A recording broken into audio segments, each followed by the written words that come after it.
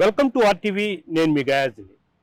Children park నుండి చింతారెడ్డిపాలెం వెళ్లే cross road వద్ద అండర్ పాస్ బ్రిడ్జి వెంటనే నిర్మించాలి అంటూ సిపిఎం పార్టీ ఆధ్వర్యంలో అండర్ పాస్ బ్రిడ్జి సాధన కమిటీ అయితే గత కొంతకాలం నుంచి ఆందోళన పోరాటాలు అయితే చేస్తూ ఉంది.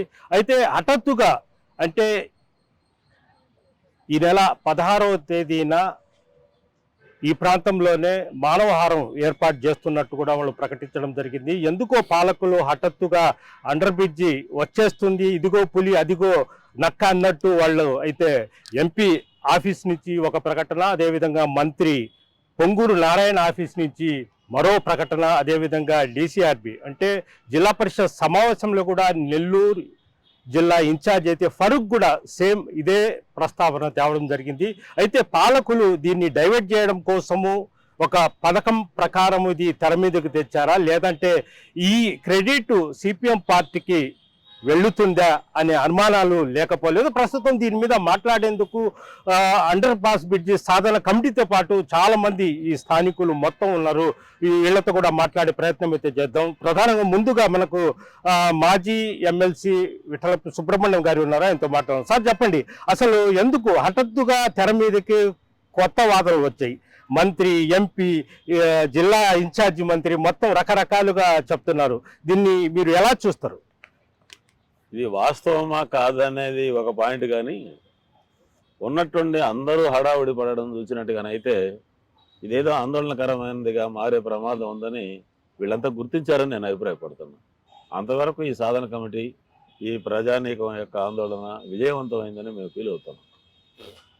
ఎందుకు ఇప్పుడే ఈ విషయాన్ని గురించి ప్రస్తావించాలి? రేపు పొద్దున మానవహారాన్ని గురించి, ఆ తర్వాత నిరంతర ధర్నాన్ని గురించి పిలిపించినటువంటి సందర్భంలో మాత్రమే ఈ ప్రకటనలు రావాలి.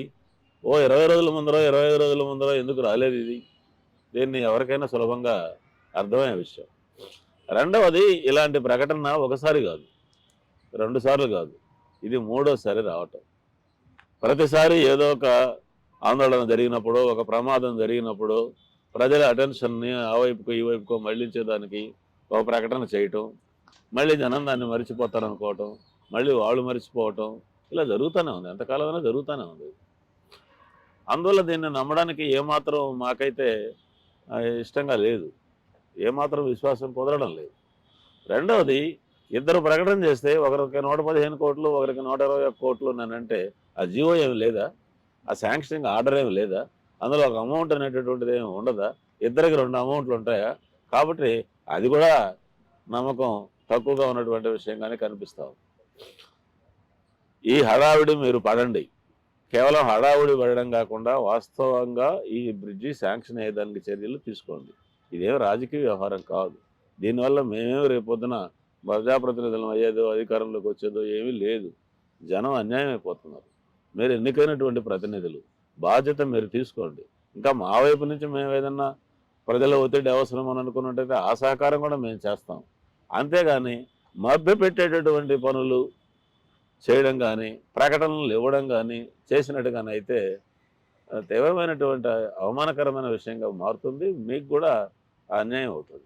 సార్, ఒకటి ఇక్కడ ఏంటంటే, మామూలుగా ఇప్పుడు సమస్య వచ్చినప్పుడు కలెక్టర్కి అర్జీ ఇస్తాం, ఇచ్చినంత మాత్రాన పని అయిపోద్ది అన్నట్టు వాళ్ళు చెప్తున్నారు. అంటే సెంట్రల్ గవర్నమెంట్ సంబంధించిన ఇష్యూ, ఎంపీ గారు కూడా లెటర్ ఇచ్చారు, ఏది బ్రిడ్జి పనులు చేపట్టాలా, ఇక్కడ ప్రమాదాలు జరుగుతున్నాయని. మంత్రి గారు కూడా ఇచ్చారు, కేవలం ఇచ్చారు, ఆర్డర్ కాపీ ఎక్కడ చూపించడం లేదు. మీరేమైనా ఆర్డర్ కాపీ చూపిస్తేనే ఖచ్చితంగా నమ్ముతాము అనే ఇది ఉందా? అవునండి, దానికి చాలా స్పష్టమైన ఆధారాలు ఉండాలి. డిపిఆర్ పూర్తి కావాలి, ఆ తర్వాత జీవో రావాలి. జీవో వచ్చినా కూడా డబ్బులు మంజూరు కావు. మంజూరు కావడంలో ఏళ్ల తరబడైనటువంటి సందర్భాలు కూడా మనం చూసాము. ఆ తర్వాత వర్క్ టేకప్ చేయాలి, ఎవరికొవరికి కాంట్రాక్ట్ ఇవ్వడం ద్వారా. ఈ ప్రాసెస్ అంతా ఉంది కదా. ఈ ప్రాసెస్లో ఓనమాలు కూడా ప్రారంభం కాలేదని మా బాధ. అది జీవో బయటకు రాలేదు, ఇంత మంజూరు అయినట్టుగా రాలేదు. ఆ రూపంలో వచ్చిన తర్వాత కూడా అది ఎప్పుడు ప్రారంభమవుతుందో ఎవరూ చెప్పలేరు. ఆ పరిస్థితుల్లో మేమైతే దీన్ని ఏ పరిస్థితుల్లో నమ్మడం లేదు. పైపెచ్చు మభ్యపెట్టడానికి, డైవర్ట్ చేయడానికి ఉన్నట్టుండి ఈ వాదాన్ని తెర మీదకి తెచ్చారని చెప్పి నేను అభిప్రాయపడతాను. Okay, thank you sir. Srinath గారు మీరు చెప్పండి, అంటే టోటల్ మీద చూసుకుంటే గత కొన్ని సంవత్సరాల నుంచి చూసుకుంటే పదుల సంఖ్యలో చనిపోయారు. ఒకవేళ ప్రభుత్వం సెంట్రల్ గవర్నమెంట్ కానీ స్టేట్ గవర్నమెంట్ కానీ వాళ్లకు ఎక్స్గ్రేషియా ఇచ్చి ఉంటే దీనికంటే డబల్ అయ్యేది బ్రిడ్జి ఖర్చు. ఇప్పుడైనా నాయకులు మేల్కొని, అంటే పదుల సంఖ్యలో కుటుంబాలు వీధులను పడ్డాయి. ఇవన్నీ చూసే ఈరోజు సిపిఎం పార్టీ ఆధ్వర్యంలో అండర్ పాస్ బ్రిడ్జి సాధన కమిటీ కూడా ఏర్పాటు చేసి ముందుకు వచ్చింది. దీన్ని ఎలా చూస్తారు, ఈ పాలకుల విధానాన్ని? ముందుగా ఇది ఒక సాధన, అంటే అండర్ పాసు సాధన కమిటీ ఆధ్వర్యంలోనే జరుగుతుంది. స్థానిక ప్రజలందరూ కూడా ఆవేదనతో రోడ్డు మీదకి రావాలని వచ్చారు కదా. ఆవేదనతో రోడ్డు మీదకి వచ్చి మా ప్రాణాలు బలి అయిపోతున్నాయి, నెల్లూరు నగరంలోనే ఒక ఫ్లైఓవర్ బ్రిడ్జిలు లేకుండానే, అలాగే సర్వీస్ రోడ్లు సిటీ పరిధిలో ప్రజలు ఎంతోమంది వేల సంఖ్యలో రాకపోకలు సాగిస్తున్న ప్రాంతంలో కనీసం ఆ ప్రాంతంలో సర్వీస్ రోడ్లు లేకపోవడం, అండర్ పాస్ బ్రిడ్జిలు కూడా వేయకుండా ప్రజలను బలి తీసుకోవటం అనేది చాలా ప్రజలను అంటే లెక్కలేనితనం అనేది అనుకోవాలా. నిజంగా చెప్పాలంటే కోర్టు కేసి వాళ్ళకి ఈ ప్రాంతంలో హైవేలో చనిపోయిన ప్రతి కుటుంబానికి 25 లక్షల రూపాయలు గాన హైవే అథారిటీ కాడి నుంచి వసూలు చేసి ఇవ్వగలిగితే వాళ్ళ ఖర్చు ఎంత అవుతుందో, నెలకు వచ్చేలాప సంవత్సరానికి వచ్చేలాప 22 మంది సగటున చనిపోతున్నారు ఒక సంవత్సరానికి.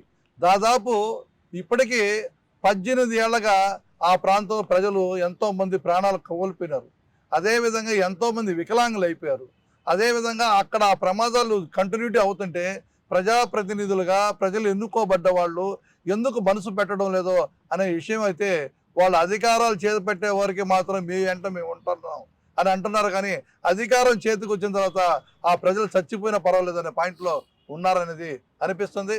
ఈరోజు ఒక అంటే ఆవేదనతో ప్రజల్లో నుంచి ఒక ఉధృతమైన ఒక వాతావరణం మా ఒక బ్రిడ్జి సాధించుకోవాలా అనే ఉద్దేశంతో ప్రజలు బయటకు రావడం అనే దానికే ఈరోజు ఒక నోటీసు ఇవ్వడం అనేది, అలాగే బ్రిడ్జి శాంక్షన్ అనేది ఒక ప్రచారాన్ని తీసుకొచ్చారు. అయితే ఈ ప్రజా పోరాటం ద్వారానే ఆ బ్రిడ్జి సాధించుకోగలుగుతామని చెప్పేసి ఈ సందర్భంగా తెలియజేస్తాం. సతీష్ గారు మీరు చెప్పండి, అంటే ఎంపీ గారు చెప్పేది ఒక విధంగా ఉంది, అదే విధంగా మంత్రి గారు చెప్పేది విధంగా ఉంది.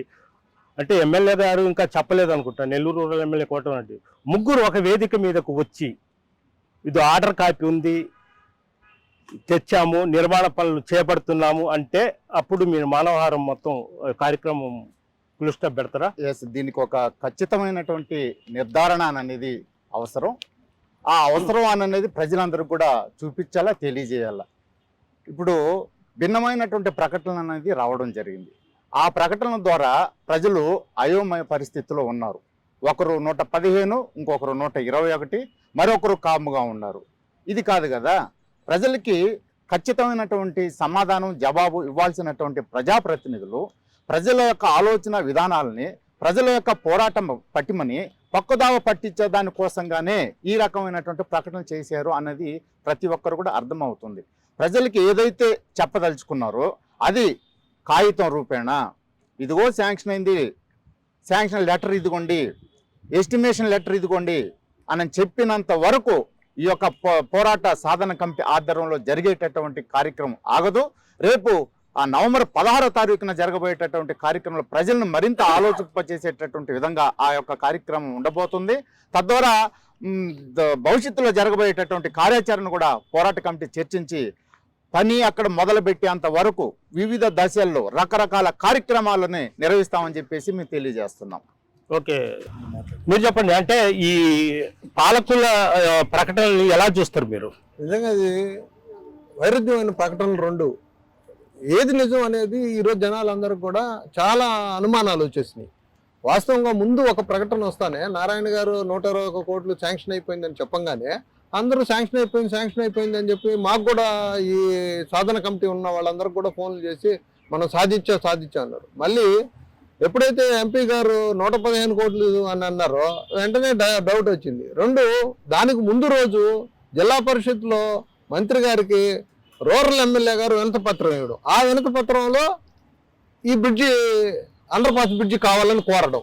అంటే ముందు రోజు కోరడం, రెండో రోజు శాంక్షన్ అయిపోయిందని చెప్పడం. తర్వాత ఇది చాలా హాస్యాస్పదంగా ఉంది. కాబట్టి ఖచ్చితంగా ఇది జనాల్ని మభ్యపెట్టడానికి తప్ప ఇది యథార్థం ఏంటనేది ప్రజల ముందుకు వచ్చి చెప్పాల్సిన బాధ్యత ఈ రోజు ఈ పాలకుల మీద ఉందని తెలియజేస్తూ, రేపు 16వ తేదీ మాత్రం ఉధృతంగా దీన్ని మీ ఆర్టీవీ ద్వారా కూడా ఇక్కడ ఉండేటటువంటి ప్రజలకందరికి కూడా తెలిసి ఇది ఆలోచించుకునే విధంగా ఏంటి వాస్తవం ఏంటి, ఈరోజు సాధన కమిటీ వాళ్ళు ఏం చెప్తున్నారు, అధికారులు ఏం చెప్తున్నారు, పాలకులు ఏం చెప్తున్నారు అనేది కూడా ఈరోజు జనంలోకి వెళ్ళాలంటే మీ ఆర్టీవీ ద్వారా జనానికందరికి కూడా వెళ్ళి వాస్తవాలు గ్రహించి రేపు 16వ తేదీ ఎక్కువ మంది వచ్చేదానికి ఈ ఇంటర్వ్యూ తోడ్పడుతుందని నేను భావిస్తున్నాను. Okay, thank you. ఇది పరిస్థితి. చింతారెడ్డిపాలెం దగ్గర అండర్ పాస్ బ్రిడ్జి నిర్మాణ పనులకు అది ప్రజలను మభ్యపెట్టేందుకే పాలకులైతే ఒక తెర మీదకి ఎన్ని తేవడం జరిగింది. ప్రధానంగా ఎంపీ చూస్తే 110 కోట్లు అన్నారు. అదేవిధంగా పొంగూరు నారాయణ మంత్రి అయితే 120 కోట్లు. అంటే ఒకరు పన్నులు లేకుండా ఏది ఏమైనప్పటికీ బ్రిడ్జి సాధించే వరకు తాము పోరాడతాము. ప్రధానంగా ఈ నెల 16వ తేదీన పెద్ద ఎత్తున మానవహారం ఏర్పాటు చేస్తున్నట్టు కూడా సాధన కమిటీ అయితే చెప్తా ఉంది. వీడియో తెలిపి ఆర్టీవీ నెల్లూరు నుంచి. చరిత్ర సృష్టించినోడు ఇప్పుడు ఆ చరిత్రని తిరగరాయబోతున్నాడు. అబద్ధాల గోడల్ని బద్దలు కొట్టి నిజాలను రాగా మీ ముందుంచబోతున్నాడు. నిజమైన వార్తల కోసం వెంటనే డౌన్లోడ్ చేసుకోండి రా యాప్ని.